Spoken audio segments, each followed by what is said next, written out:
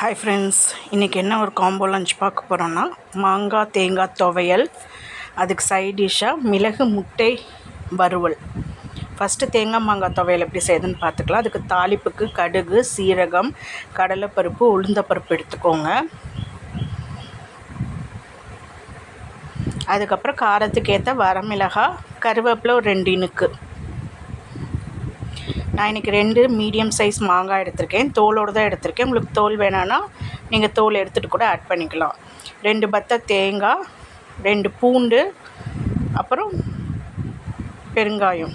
First ஒரு கடாயில் oil ஊற்றிக்கோங்க. 1 டேபிள் ஸ்பூன் ஆயில் ஊற்றிக்கோங்க. தாளிக்கிறதெல்லாம் போட்டு நல்லா தாளிச்சிக்கோங்க. இதோட கருவேப்பிலை, வரமிளகாய் ஆட் பண்ணிக்கோங்க. இந்த தாளிப்பு வந்து சிம்மிலே வச்சுக்கோங்க. ஒரு மாதிரி கோல்டன் நல்ல ப்ரௌனாக வரணும், கோல்டன் ப்ரௌனாக. பட் ஆனால் வரமிளகாய் கருகக்கூடாது, அந்த மாதிரி தாளிக்கணும்.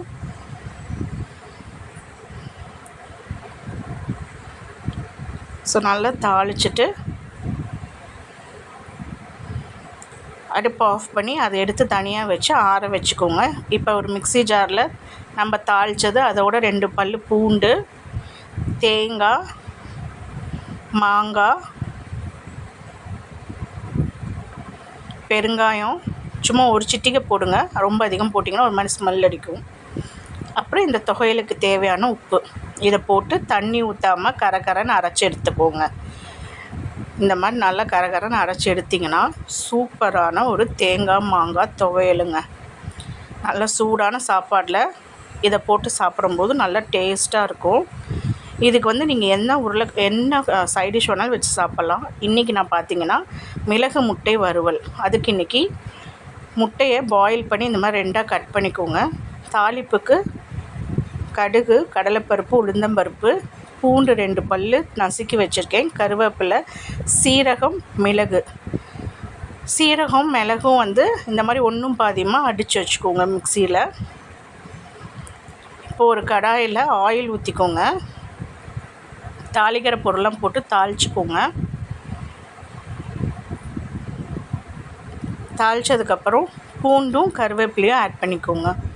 பூண்டு வந்து நல்லா மணமாகவும் இருக்கும். இன்னொன்று முட்டையோடு ஆட் பண்ணும்போது நல்லா ஃப்ளேவராகவும் இருக்கும். ஸோ ஒரு வதக்கி விட்டுட்டு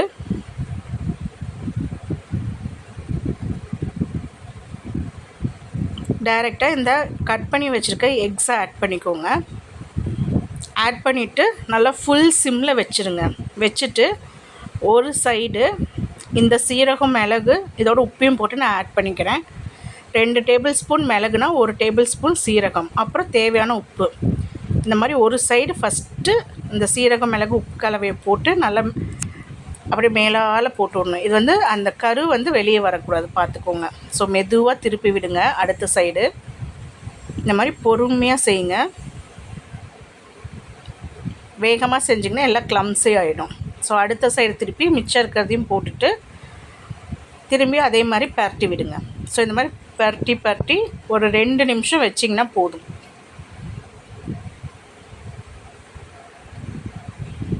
பார்த்திங்கன்னா ஒரு கரு கூட வெளியே வரல. ஸோ இது மெதுவாக செய்யணும். இந்த மாதிரி எடுத்து பார்த்திங்கன்னா உங்களுக்கே தெரியும். ஸோ சூப்பரான ஒரு தேங்காய் துவையல், அதுக்கு பர்ஃபெக்டான ஒரு மிளகு முட்டை வறுவல். இந்த செஞ்சு பார்த்து எனக்கு கமெண்ட்டில் சொல்லுங்கள். தேங்க்யூ.